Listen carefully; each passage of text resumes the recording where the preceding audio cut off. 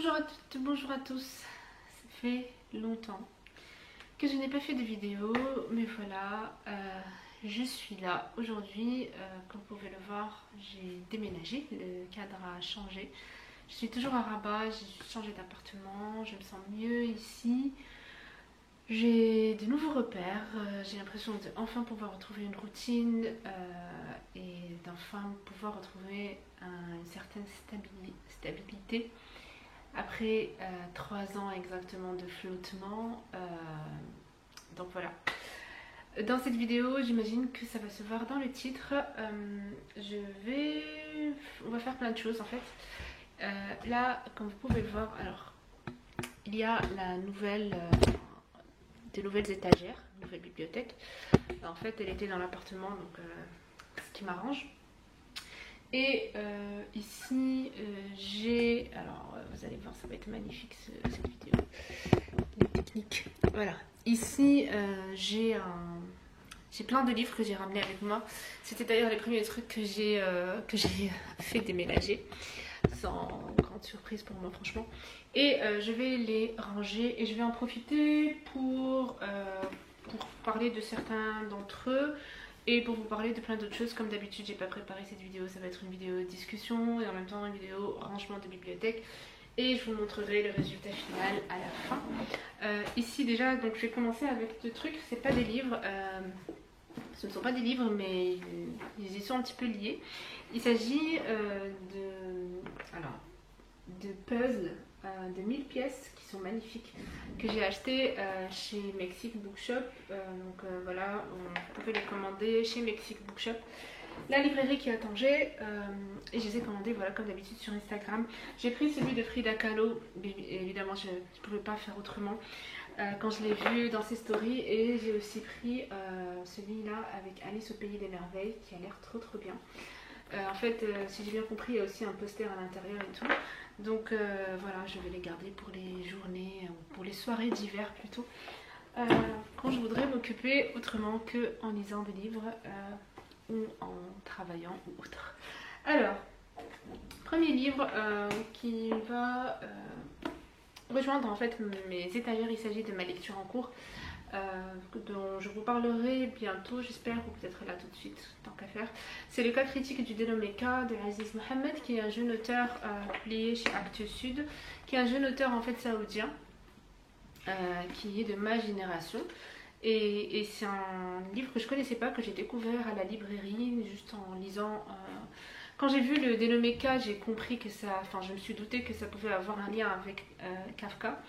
Et ça n'a pas raté, et quand j'ai lu le résumé, ça m'a tout de suite accroché, puisqu'il s'agit d'un homme qui a l'air un petit peu genre déprimé, pas très sociable, tout le temps plongé dans ses livres.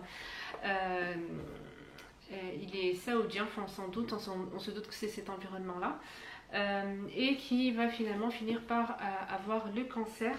Et on va suivre avec lui un petit peu comment ça va se passer pour lui. Donc voilà, j'en suis là, il ne me reste plus beaucoup, je crois qu'il fait 300 pages, voilà, 310 pages environ, et ça se lit très bien et c'est un super roman. Et je viens de voir ce matin qu'il est sélectionné qu'il fait partie de la sélection des livres choisis pour le prix de la littérature arabe, qui est organisé par l'IMA, voilà, l'Institut du monde arabe. Voilà, donc on va le mettre là. Franchement, je ne sais pas encore comment je vais ranger tout ça, mais je suis hyper contente d'avoir enfin des étagères chez moi, parce que j'en avais pas dans l'autre appartement. Voilà. Ensuite, j'ai ce livre-là, Femmes et religion, point de vue de femmes du Maroc, conçu et dirigé par Hakim Al-Bar. Publié cette fois-ci chez La Croisée des Chemins. Je l'ai trouvé chez Nia, qui est un super café-restaurant vegan à Casablanca, dirigé par deux femmes, hyper féministes, hyper bienveillants. Et je parle du café en fait et de l'atmosphère. Il y a des événements et des rencontres qui sont hyper intéressantes qui sont organisées dedans, par exemple des sessions, des ateliers d'écriture, ou encore des sessions de méditation pendant la nouvelle lune. Donc voilà, franchement, et je pense qu'il va y avoir encore d'autres, j'espère, d'autres événements hyper intéressants à la rentrée. Et ils ont aussi une grande bibliothèque avec plein de livres et plein de livres féministes hyper intéressants en fait.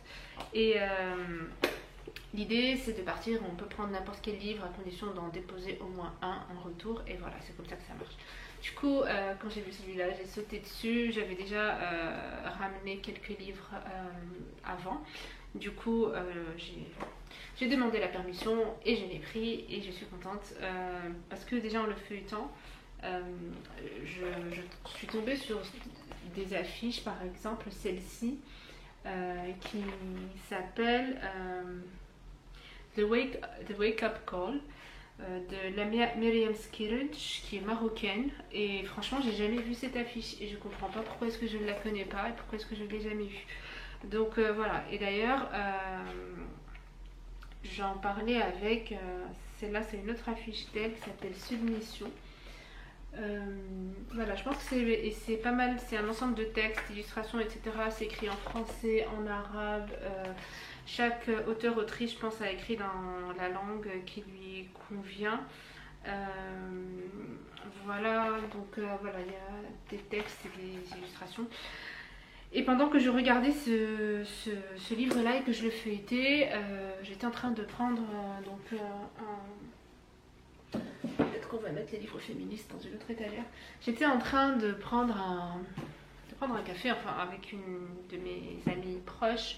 Et justement, quand j'ai regardé ce livre-là, je lui ai dit mais pourquoi est-ce que j'ai l'impression en fait qu'il y a pas mal de publications et de productions marocaines hyper intéressantes, mais qui ne sont pas du tout mises en avant, qui ne sont pas visibilisées, qu'on ne connaît pas en fait, qui n'arrivent pas finalement à un public large. Et en échangeant sur ça, elle m'a confirmé cela, en même temps en me disant que par exemple il y a pas mal de publications qui restent limitées à certains cercles académiques par exemple, etc. Et que c'est dommage, voilà. Et du coup on s'est dit pourquoi pas ne pas essayer de créer une initiative qui pourrait rendre les productions marocaines plus visibles et les faire arriver au grand public. Donc voilà, on en a parlé il y a je crois maintenant 3 semaines. On était hyper chaude à ce moment-là, mais là ça fait 3 semaines, on n'en a plus du tout reparlé. Je viens de m'en rappeler en fait juste maintenant en vous en parlant. Mais en fait, j'ai l'impression d'être dans une période, dans une phase de ma vie où j'ai tellement envie de créer et de lancer plein de choses et plein de projets, etc. Et j'ai plein d'idées, mais il y a quelque chose qui me manque pour que je passe à l'action. En même temps, je suis hyper occupée avec le travail, donc franchement, il y a ça aussi. Donc, et j'aime mon travail, et aussi dans mon travail, je fais plein de choses intéressantes liées à des thématiques qui m'intéressent. Donc voilà, on peut pas tout faire, mais je ressens quand même cette frustration. J'ai envie de livrer certaines choses, de produire et de créer tout simplement, comme je disais. Voilà, sinon ce gros pavé que je voulais lire cette année, je sais pas si ça va se faire, c'est le livre de Barack Obama. Je crois qu'en novembre sortira le 2e livre, il est hyper gros, Une terre promise. J'ai l'impression qu'il n'a pas été aussi populaire que le livre de sa femme, mais apparemment c'est pas du tout pareil, que celui-ci est plus technique, que ça parle beaucoup d'économie si j'ai bien compris, et que voilà. On m'a dit que c'était assez technique, que c'est pas franchement pour tout le monde, et que voilà, c'est pas pour ça qu'on n'en a pas entendu parler autant que l'autre, celui de Michel. Mais voilà, j'ai bon espoir quand même de le lire bientôt, enfin j'espère cette année, ce serait bien. Sinon, Caste, que vous connaissez déjà et qui est toujours dans ma bibliothèque, parce que je ne garde plus tous mes livres, je garde vraiment juste ceux auxquels je tiens. Donc, et que j'ai lu et que j'ai adoré, donc ce sont les seuls que je garde. On va peut-être faire ça comme ça, peut-être que c'est mieux. Voilà. Ensuite, moment de grande gêne, je sais pas. Finalement, cette vidéo, elle va aussi servir, j'imagine, à parler de certaines de mes dernières lectures, dont j'ai encore les livres ici. Le dernier Viet Thanh Nguyen, The Committed, j'adore cet auteur, j'avais eu l'occasion de le rencontrer à Paris, j'adore cet auteur. J'ai lu 96 pages, donc voilà, j'ai lu ça et je me suis arrêtée. Pourquoi? Alors que... alors, peut-être que je rappellerai un petit peu l'histoire. Viet-Thanh Nguyen avait remporté le Pulitzer avec son roman Le Sympathisant, The Sympathizer, que j'avais lu et que j'avais adoré. Je me rappelle que je me réveillais à 6 h du matin pour le lire avant d'aller travailler à l'époque et j'avais adoré. Je crois que c'était en 2017, je crois. J'attendais avec grande impatience celui-là qui est une sorte de suite à l'histoire, The Sympathizer, et l'histoire d'un espion vietnamien qui est communiste, mais il jouait une sorte de double jeu et il se faisait passer pour un capitaliste. Et voilà, c'était un espion communiste pour les capitalistes, si je me rappelle bien. Alors non, que ce soit l'inverse, mais non, je crois que c'est ça. Et on suit son histoire en fait pendant la guerre du Vietnam. Après, il va partir aux États-Unis. Voilà, donc s'il a été sauvé, c'est qu'il faisait semblant d'être capitaliste. Voilà. Après, ici dans des comédies, on va suivre en fait ce qui s'est passé pour lui une fois qu'il a rejoint les États-Unis et en fait il va partir en France. Finalement, il va émigrer en France, ce qui est hyper intéressant pour moi parce que ça va me permettre d'avoir le regard de Viet Thanh Nguyen sur la France, sachant que j'en ai déjà une petite idée. Et voilà. L'écriture était très bien, j'avais déjà commencé à marquer certains passages, mais finalement, pourquoi je me suis arrêtée? Parce que il y avait des propos sexistes que je n'ai pas pu faire passer en fait, que ça a fini par me saouler, j'en pouvais plus. C'est très dommage, mais voilà, c'est comme ça.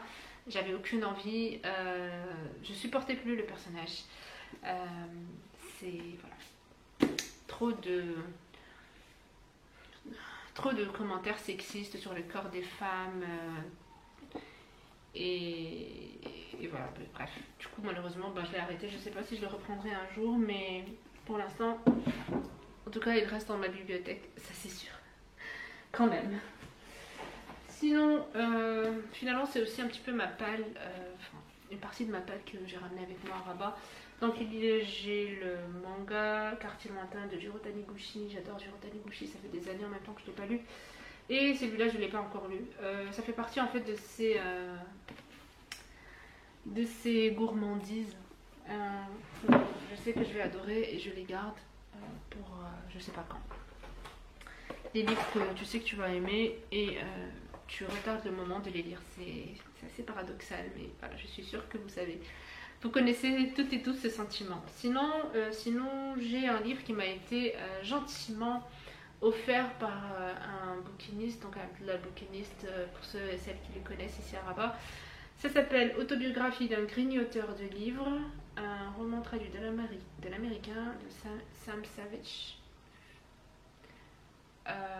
Voilà, je pense que ça doit être un auteur connu, un livre connu, je ne l'ai pas encore lu, il est tout petit. Mais voilà, je l'ai pas lu.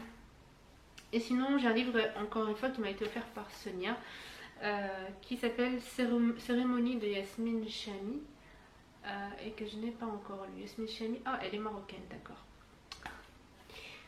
J'avais oublié ce détail, donc je devrais la lire à zap. En plus, franchement, il est petit, il me permettra d'avancer dans mon challenge Goodreads, où je m'étais fixé, je crois, l'objectif de lire 70 livres, je crois, cette année, et là, je suis un petit peu à la ramasse. Je crois que j'en suis à 47 ou 48. Sachant que j'ai aussi compté des livres que je n'ai pas lus jusqu'au bout, mais je les ai comptés comme lus parce que tout simplement sur Goodreads on peut pas me noter et on peut pas classer les livres pour dire qu'on les a commencés mais qu'on les a abandonnés. Et du coup, des fois ça me saoule, je sais pas si je dois les mettre comme si je les avais jamais lus et des fois je les mets comme lus. Donc voilà. Donc j'ai pas vraiment lu 48 livres en entier cette année, clairement pas. Mais voilà. Sinon, un autre livre dans ma bibliothèque, James Baldwin avec Giovanni's Room, avec cette magnifique édition trop belle, Everman's Library, que j'ai prise également chez Mexic Bookshop, et d'ailleurs qui m'avait offerte un truc de dingue. Mais voilà, c'était une surprise que j'ai retrouvée dans mon colis avec les livres que j'avais commandés. Et dans ma bibliothèque, j'ai toujours La Pensée Straight, bien sûr, de Monique Wittig, que j'ai lu cette année et que j'ai adoré, qui fait partie de mes meilleures lectures de l'année par rapport aux livres féministes. Il y a The Moors Account de Leila Alami, qui est avec moi à Rabat. Je l'ai déjà lu il y a longtemps et j'ai adoré. Il est toujours là avec moi parce que je voulais le prêter à une collègue. Mais finalement, elle l'a acheté, donc voilà. Sinon, j'ai Normal People de Sally Rooney. Et là, son éditeur nous fait grave. Il nous fait grave. Comment dire? J'ai perdu le mot, mais nous donne hyper envie de sauter sur le livre. Donc j'ai hâte de l'avoir entre les mains et apparemment je vais le recevoir début octobre ou mi-octobre. Donc voilà, patience, j'attends. Moi j'avais adoré Normal People et j'avais aussi adoré l'autre Conversations with Friends, je crois, que j'avais lu en e-book d'ailleurs, et après je les ai commandés en papier parce que j'ai tellement adoré que je voulais les avoir dans ma bibliothèque. Donc voilà. Ensuite, un autre livre, voilà, l'autre Sally Rooney, Conversations with Friends. C'est d'ailleurs, je crois qu'il est sorti en français, peut-être même les deux, peut-être même en poche pour Normal People, je crois.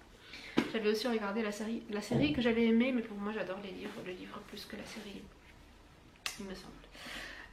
Sinon, Summer de Hayley Smith, que j'ai toujours dans ma bibliothèque. Parce que j'adore Hayley Smith malgré tout. Parce qu'en fait, j'avais adoré Autumn et Winter, mais j'avais pas du tout accroché avec Spring ni avec Summer, que j'ai également abandonné.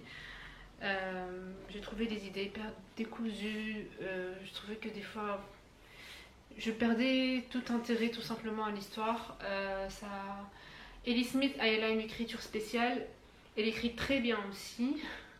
Elle a aussi une écriture spéciale dans le sens où, pour moi, je ne sais pas si ce style d'écriture a un nom, mais moi je trouve qu'elle n'a pas de règles en fait. Elle n'a pas de règles, ça va dans tous les sens. Elle n'a pas de règles, par exemple dans How to Be Boss, on pouvait avoir des textes sans ponctuation, et même pire que ça, pas que sans ponctuation, mais elle peut commencer une phrase et puis s'arrêter non pas au milieu de la phrase mais au milieu du mot et ne pas continuer l'écriture du mot, et elle revient à la ligne et elle parle d'autre chose. Donc c'est vraiment un truc de dingue. Enfin, moi j'ai jamais vu ça chez quelqu'un d'autre. Et aussi dans How to Be Boss, elle pouvait, enfin l'écriture n'était pas toujours, c'était pas toujours des lignes comme ça, des fois ça prenait comme des sortes de dessins et tout. Et ici dans Summer, c'est pas à ce point là, mais elle raconte une histoire et puis on rentre dans la tête du personnage et le personnage commence à penser à un truc et puis on va avec elle dans ces pensées-là. Et ça va comme ça, sauf que moi, à un moment, ça ne m'intéressait plus. Enfin, ces pensées-là ne m'intéressaient pas et ne m'ennuyaient en fait. Et du coup, j'ai fini par abandonner. Voilà. Donc, c'est dommage, mais c'est comme ça. Un livre de Monsieur Toussaint l'ouverture qui est dans ma palle et que j'ai toujours pas lu. Demande et tu recevras de Sam Lipsit. Ça doit faire je sais pas combien d'années que j'ai ce livre, franchement. J'adore les livres de Monsieur Toussaint l'ouverture. Voilà, peut-être. Voilà, c'est des super objets livres. Ils sont très très beaux et de très bonne qualité. Monsieur Toussaint l'ouverture, je pense qu'il publie essentiellement de la littérature américaine. Voilà. Des livres assez anciens, mais qu'ils traduisent, je crois, pour la première fois en français et les publient. Dans ma collection de livres féministes, donc j'ai toujours là le livre de Françoise Vergès, une théorie féministe de la violence. Et peut-être que je vais profiter de ça pour vous annoncer que depuis quelques temps, en fait pour les personnes qui ont suivi ma chaîne depuis 2012, vous savez que mes goûts littéraires ils ont vachement changé. Je dirais pas évolué, mais ils ont changé et qu'ils sont passés par plusieurs phases. C'est-à-dire que au début j'avais des goûts littéraires très éclectiques. Je lisais beaucoup de fiction, je lisais surtout de la fiction et je pouvais lire de tout, des contemporains, des classiques, de la SF, voire même de l'urban fantasy des fois. Et voilà, c'était surtout ça. Et puis après, je me suis tournée de plus en plus vers les essais, sachant que c'était le style littéraire que je lisais avant de découvrir Booktube et la blogosphère, et de me faire influencer par tout ça. Et c'était une de superbe influence, parce que ça m'a quand même permis de découvrir plein d'auteurs et d'autrices que je n'aurais probablement pas découvert sans ça, sans ces réseaux sociaux, parce que avant, mes habitudes de consommatrice de livres, c'était d'aller à la librairie et d'acheter ce que je trouvais fort. Et en plus, avant, on avait peu de librairies. Maintenant, c'est vrai, heureusement, on a Livre-moi, etc., avec des libraires qui sont de vrais libraires, malheureusement, j'ai envie de dire, enfin malheureusement pour les autres, mais voilà. C'est-à-dire que quand on rentre chez eux, on sait qu'on ne va pas y retrouver que des livres commerciaux, mais on sait, par exemple, comme le livre d'Aziz Mohammed, voilà, je l'ai trouvé chez Livre-moi, je ne l'ai pas vu ailleurs, et j'ai l'impression que ce sont des libraires qui savent quoi acheter et quoi nous proposer en fait. J'ai l'impression que chaque livre a été bien choisi et rien n'est là par hasard, rien n'est là juste parce que voilà, c'est pas une librairie où vous allez retrouver que des Marc Lévy et du Musso, etc. sur la vitrine, mais c'est beaucoup plus riche que ça et beaucoup plus intéressant que ça, donc voilà. Mais je disais que voilà, mes goûts littéraires dernièrement, ces dernières années, je me suis retournée vers les essais, notamment les essais féministes et aussi tout ce qui est lié à la race, à la diversité, etc. Parce que tout simplement, enfin pour plusieurs raisons, mais aussi parce que je voulais savoir certaines choses, et voilà, du coup je lisais autant que je pouvais sur le thème. Et maintenant, depuis, je sais pas, un mois peut-être, j'ai réalisé que finalement, je n'ai plus envie de lire des essais féministes, que j'allais faire peut-être une pause, et que j'avais... pourquoi en fait déjà m'arrêter parce que j'ai lu beaucoup de livres. J'ai lu beaucoup de livres féministes et finalement, je pense que c'est assez logique que maintenant je me retrouve en train de lire des livres qui sont de plus en plus spécifiques, et plus en plus techniques aussi. Et au final, je réalise que ça ne m'intéresse pas tant que ça. Enfin, ça ne m'intéresse pas tant que ça. Voilà. Par exemple, dernièrement, je lisais un livre sur le féminisme et le capitalisme patriarcal, je crois. Et là, j'aimais, c'était intéressant, très intéressant, très instructif, etc. Mais j'ai réalisé que je n'avais pas envie de lire des livres aussi spécifiques en fait, et d'investir autant de temps et d'énergie et de concentration, parce que ça demande beaucoup de temps et d'énergie et de concentration, que je n'ai pas forcément de façon abondante en ce moment. Et voilà, et je me suis dit que je n'avais plus envie de lire ça. Et du coup, je vais faire une pause parce que autrement, les autres livres féministes généralistes que je peux lire, finalement, ce sont des choses que j'ai déjà lues ailleurs et donc je ne découvre rien de nouveau et ça fait que se répéter. Voilà, c'est pour ça en fait. Et j'ai réalisé que j'avais retrouvé ma soif de lire beaucoup de fiction et voilà, donc vous risquez de retrouver sur cette chaîne dorénavant beaucoup plus de fiction, ce qui veut dire que je peux lire plus de livres aussi et peut-être, espérons, vous offrir plus de contenu. Donc voilà. L'autre livre dans ma palle, enfin pas dans ma palle, parce que lui aussi, enfin je l'ai lu abandonné, c'est Spring de Ellie Smith, donc il va venir rejoindre Summer, c'est ça. Un autre livre dont je vais vous parler dans mon prochain point de lecture avec le livre d'Aziz Mohammed, c'est Les origines sociales et culturelles du nationalisme marocain d'Abdel Aroui, dont j'ai fait une très brève revue dans le magazine culturel Rabati qui s'appelle Sortir, Mag.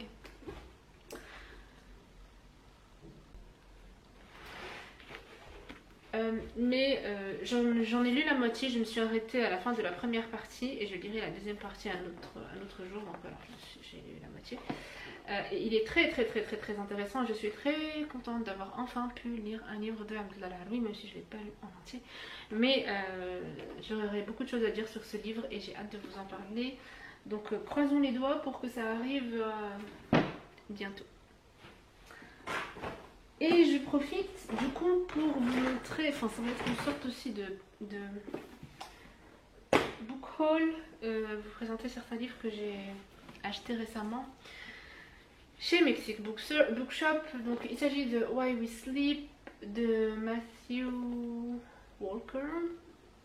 Ce livre là, je l'ai vu, je l'ai beaucoup vu depuis des années je crois, et finalement je me suis décidée à l'acheter parce que je regardais une youtubeuse que j'apprécie beaucoup dernièrement, qui fait des vidéos, pas bouquins mais des vidéos plutôt sur un rythme de vie sain, notamment manger sain, faire du sport, etc.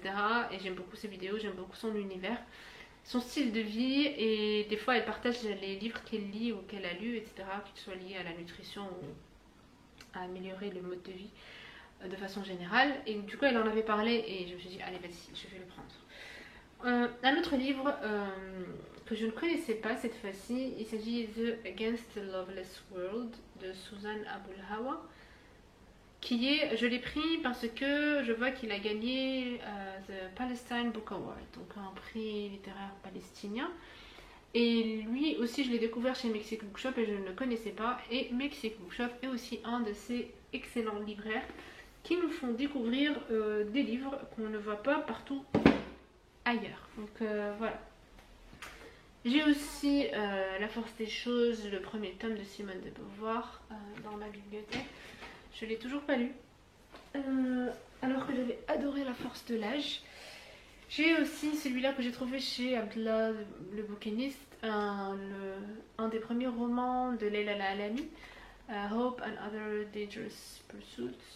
Et j'ai vu que Leila Alami était passée dernièrement, enfin je pense au cours du mois de septembre ou d'août, elle était passée chez le bookshop qui est ici à Hassan, qui vend des livres en anglais, English Bookshop je crois qu'il s'appelle, et qu'elle lui avait déposé certains de ses livres à elle dédicacés. Donc là, voilà, c'est trop bien. Un autre livre que j'ai pris chez Mexique Bookshop, encore une fois, juste parce que j'ai vu qu'il a été shortlisté pour le Women's Prize for Fiction de 2021 et je me suis dit allez ok, allons-y, ça m'intéresse toujours de lire les livres qui sont sélectionnés pour ce prix là. Donc voilà, je ne sais rien du tout sur ce livre. Un autre qui est dans ma palle, donc c'est Mélancolie postcoloniale, et c'est drôle parce que récemment, juste hier je crois, je l'ai vu sur Instagram. Je sais plus qui l'avait partagé. Toujours dans ma collection de livres féministes It's Not About the Burqa, dont je vous ai parlé dernièrement, que j'ai lu cette année, que j'ai adoré. Ensuite, un autre livre que j'ai pris chez Mexique Bookshop récemment, que j'attendais depuis des mois et je l'ai enfin d'ailleurs. Il ne faut pas que j'oublie qu'il est dans ma palle et que je le lise rapidement. On Earth We're Briefly Gorgeous de, je ne sais pas comment ça se prononce, je pense que c'est une autrice américaine, vietnamienne. Et il me semble qu'il est aussi sorti en français et qu'il a beaucoup de succès dans les deux langues. Ensuite, il y a d'autres livres de James Baldwin dans ma palle. Notes of a Native Son. Voilà. Et aussi une autre édition de Japanese Room. J'adore ces éditions aussi. Et puis un livre de Kafka à la colonie disciplinaire et autres récits chez Actes Sud. Un autre livre que j'ai commandé dernièrement aussi chez Mexique Bookshop, c'est les derniers John Green, dont je n'avais absolument pas entendu parler. Après j'ai compris, c'est parce que c'est un essai, il me semble, une collection de textes. Je vous avoue que je sais absolument pas de quoi ça parle, mais c'est un John Green et ça fait des années que je n'ai pas vu John Green, qui n'a plus rien sorti. Et vu que généralement j'adore l'auteur, en tout cas ses œuvres de fiction, je me suis dit ok, on va voir ce qu'il a écrit en essai. Une guerre mondiale contre les femmes de Silvia Federici. D'ailleurs c'est elle dont j'ai abandonné le livre sur le capitalisme patriarcal. L'écriture sur le corps des femmes assassinées de Cuda Juarez, de Rita Laura Segato. Lui, c'est un livre que j'ai découvert sur Instagram, qui avait été recommandé par Françoise Vergès. Donc, si elle l'a recommandé, moi je discute pas. J'ai peur des hommes, les hommes ont peur de moi, de Vivek Shraya. Voilà, je ne l'ai toujours pas lu. Je sais pas pourquoi, mais je ne l'ai toujours pas lu. C'est une écrivaine et artiste canadienne d'origine indienne. Voilà, je vous montre sa photo parce que c'est quelque chose. Voilà, je sais pas s'il fait le focus, je crois qu'il fait le focus plutôt sur ma tête. Bref. Il faudrait aussi que je lise, évidemment, tous les livres que j'ai.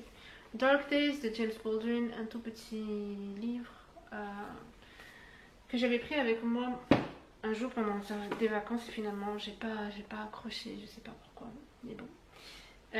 Femme en mouvement du magazine Esprit, que je n'ai toujours pas lu. Enfin, j'ai rien lu dans ce magazine. De toute façon, moi, les magazines, c'est pour ça que j'en achète quasi jamais, parce que je sais jamais quand les lire, tout simplement. De l'éthique du prince et du gouvernement de l'État de Al-Mawardi. Voilà, une grosse brique que j'ai prise chez les Insolites, librairie à Tanger. Ensuite, un autre James Baldwin, The Fire Next Time. Voilà, qui vient rejoindre la bibliothèque. Et Shirley Jackson, autrice de Sundial, autrice de romans d'horreur, je crois. Un autre livre que j'ai pris chez Mexique Bookshop dernièrement, que je connais pas, c'est The Family Tree. Voilà, de Sailesh Hussein. Je crois que je l'ai pris juste parce que j'ai vu que le nom de l'autrice était arabe. Du coup, je me suis dit, allez, go. Voilà, tout simplement. Des fois, mes décisions ne sont pas très compliquées.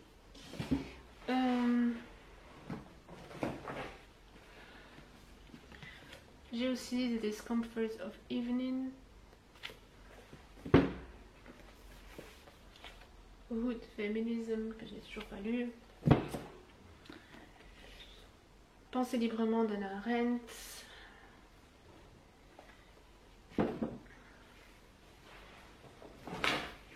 Un autre livre que j'ai pris chez Nia, c'est Our Women on the Ground. Voilà, des essais par des femmes arabes qui font des reportages sur le monde arabe. Voilà.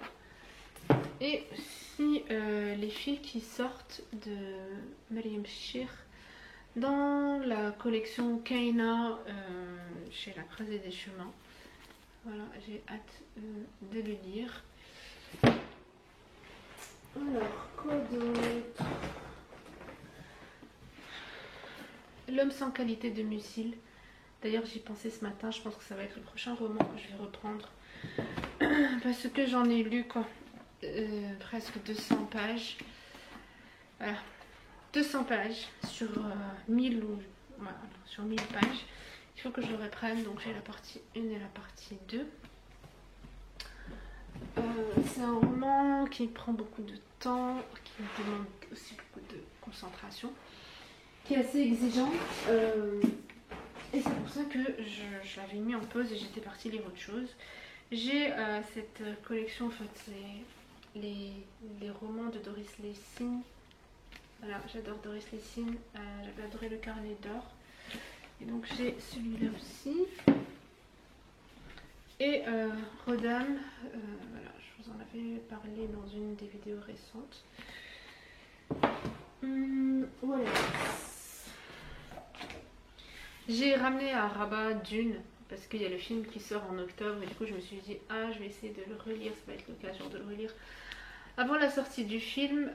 C'est le meilleur livre SF que j'ai lu de toute ma vie, mais je pense pas que je pourrais le relire malheureusement avant octobre. Les autres romans que j'ai, Tout le bleu du ciel de Melissa d'Acosta, Kafka par Pietro Citati, je crois que ça doit être une biographie, j'imagine. un livre de Nancy Houston. D'ailleurs je crois qu'elle a sorti un livre pour cette rentrée littéraire. J'ai vu une de ses interviews à la télé dernièrement. Elle a l'air assez fascinante comme femme. J'ai dans ma palle journal de la création. Et j'en ai pris d'autres en e-book. J'espère pouvoir les lire bientôt. Le château de Kafka. Moi j'adore Kafka et pourtant je n'ai pas lu grand chose de lui.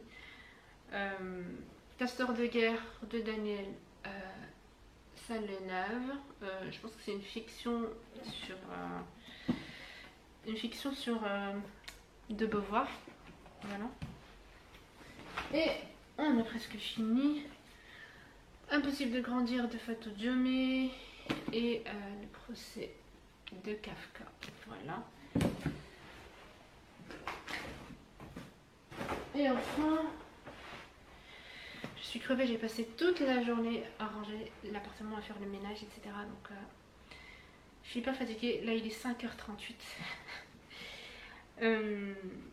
La personne et le sacré de Simone Weil. Tout petit livre. Tout ce qu'on s'est jamais dit, que je n'ai toujours pas lu. Cette autrice, je pense que je vais aimer, mais je l'ai toujours pas lu. Dans l'ombre de l'Occident d'Edouard Saïd, voilà, qui est aussi dans ma palle. Et La mort moderne, qui est aussi dans ma palle, qui a intrigué pas mal d'entre vous sur Instagram quand je l'ai montré. Et que je n'ai toujours pas lu. Donc voilà, on va essayer de ranger un petit peu tout ça.